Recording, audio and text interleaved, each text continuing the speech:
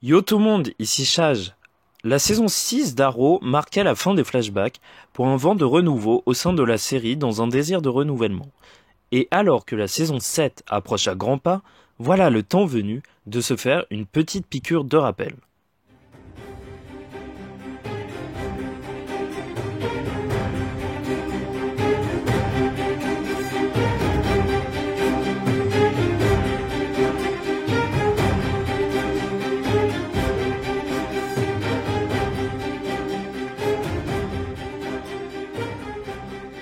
Alors qu'Oliver entame cette saison en devenant un père légitime, en prenant la garde de son fils, la saison va alors se concentrer sur cet esprit de famille et principalement la question du père.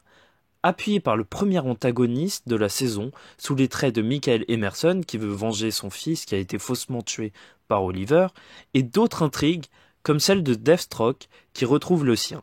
L'antagoniste véritable se dévoile cependant après, sous les traits de Diaz, qui, avec la corruption qui règne dans la ville, va se jouer de l'archer vert.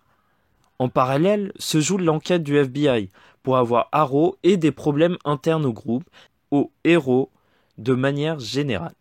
Cette fin de saison voit alors Oliver être emprisonné par le FBI dont il a sollicité l'aide.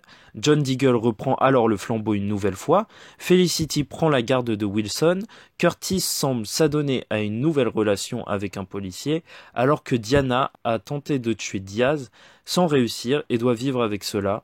René, lui, reste avec sa fille. La mort de Quentin laisse en réalité un doute sur le camp qui va être choisi par Laurel. On peut se demander qui va choisir Black Siren. Car oui, c'est la mort de Quentin Lance, père de Laurel et de substitution pour Oliver, qui marque cette fin de saison en terminant ce fil rouge de la relation au père avec un sacrifice mutuel de l'ancien policier et d'Oliver pour protéger leurs enfants. Mais ce n'est pas la seule perte puisque Thea quitte aussi la série, à notre grand regret, même si elle n'avait cependant plus un très grand rôle.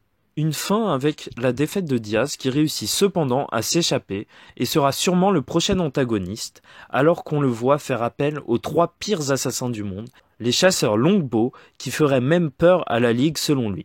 Cette saison 7 se déroulera donc 5 mois après ces événements avec un Oliver emprisonné et j'ai déjà très hâte de voir comment Oliver va sortir de prison. Voilà donc tout pour la saison 6. En ce qui concerne la prochaine saison, plusieurs infos ont déjà été révélées et je vais donc vous en parler. Donc si vous ne voulez pas être mis au courant, je vous conseille de couper la vidéo. Premièrement, Ricardo Diaz ne sera pas l'antagoniste principal de la saison et un autre ennemi qui viendra s'en prendre à l'héritage d'Arrow devrait faire son apparition.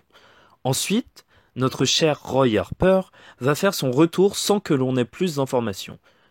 Plus encore, les premières images de la saison nous montrent un Oliver serein, alors qu'il se retrouve dans le pire environnement possible, en compagnie de prisonniers qui lui en veulent sûrement.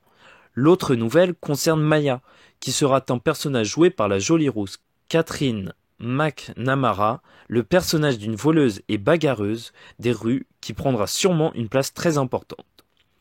Pour terminer, un des points marquants concernant la sortie d'Oliver nous a été dévoilé car selon le showrunner, il devra faire face aux conséquences liées au fait que les gens connaissent désormais son identité secrète. On peut donc s'attendre à des représailles ou des encouragements aussi bien pour ses proches que lui-même.